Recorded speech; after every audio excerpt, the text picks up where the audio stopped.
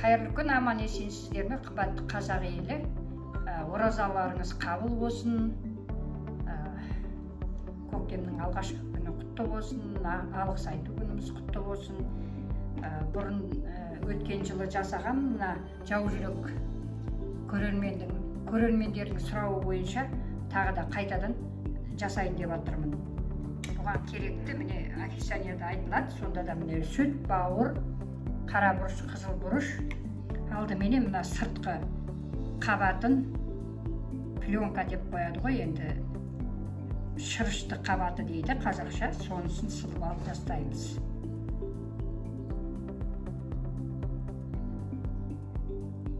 Неғұрлым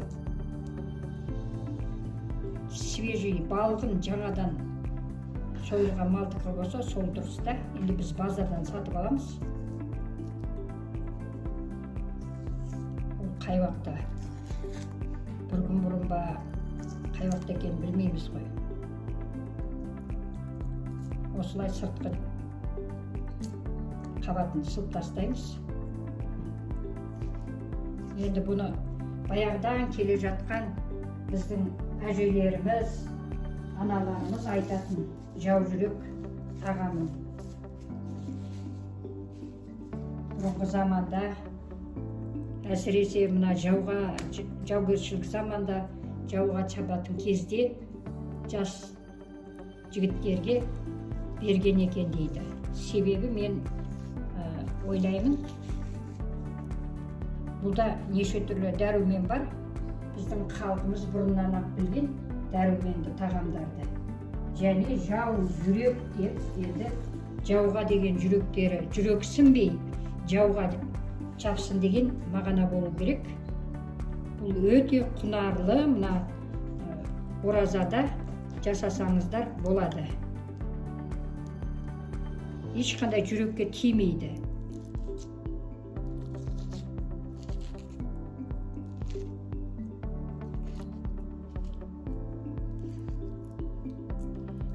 Бауырды сүтке шылап қоятын себебі сол бауырдағы артық заттар шығып кетеді, және де жұмсақ болады.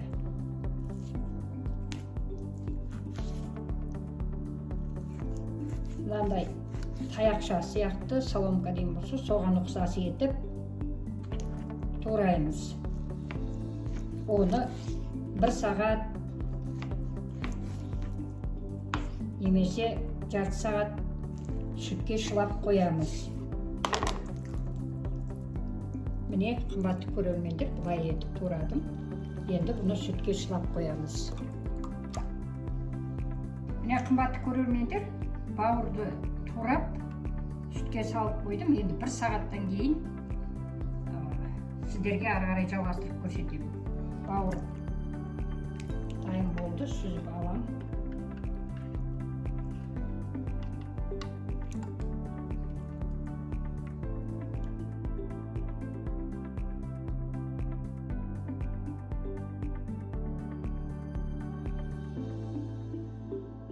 Маған сұрақ қойып жатады, тұз салмайсыз ба деп. Тұз салудың қажеті жоқ, ол тұзсыз да өте дәмді болады. Қара бұрыш, қызыл бұрыш салып көремін.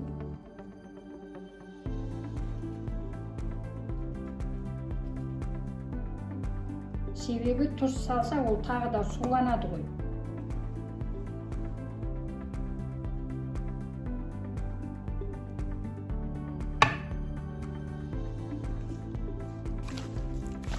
Міне осылай қызыл бұрыш, қара бұрыш салдым.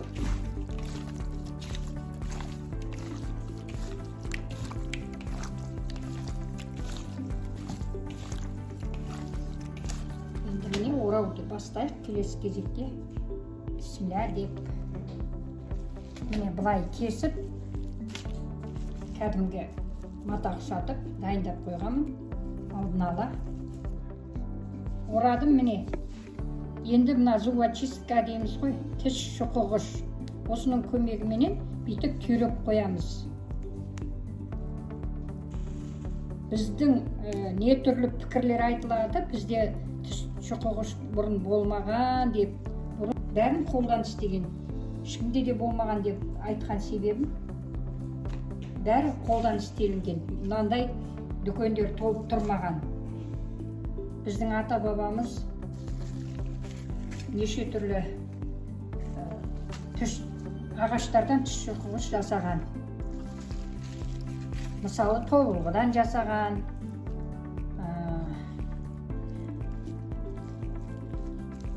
аршадан жасаған.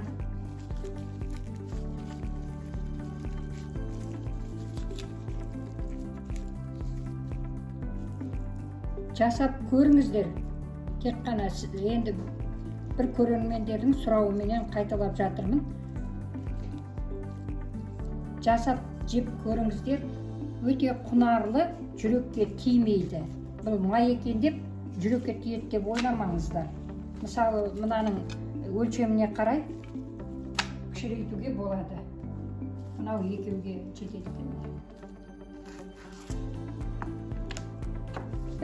Мына шымайдың қалың жерлері болады ғой, соны кесіп алып тастайсыздар.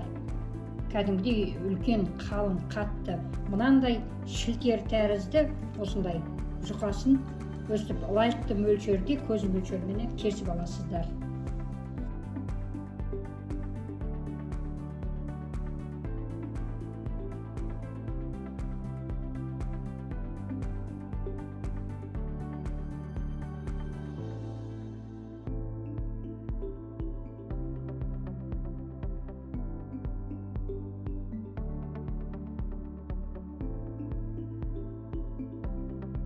Мен де бұрын ойлағам, осы сол күйінде май ғой, жүрекке тиеді, қалай жеу қиын ғой деп ойлайтынмын. Жоқ, олай емес.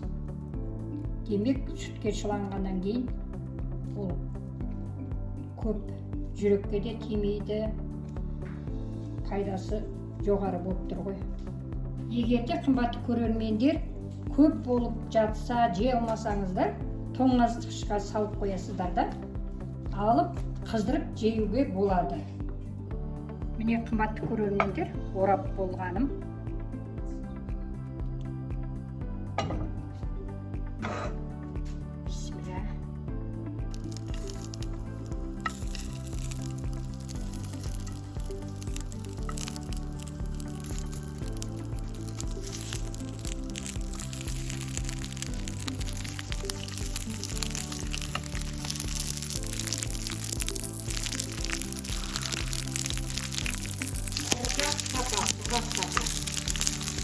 Ұзақ пісірмейміз.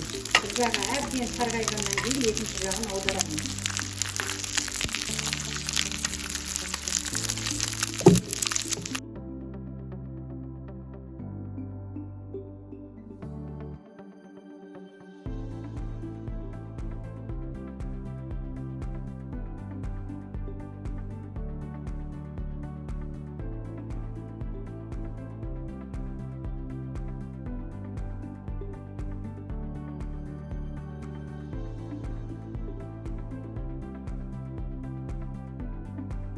Міне, қымбатты көрермендер, менің жау жүрегім дайын болды. Аузым ораза, жеп көрсететін. Қандай керемет, міне көрдіңіздер ме? Бұл жүрекке тимейді. Ыстық, бай. Сіздер де дәл осындай етіп, пісіріп көріңіздер, жеп көріңіздер. Бала шағаға құнарлы, өте пайдалы тағам. Келесі видеода кездескенше аман сау болыңыздар.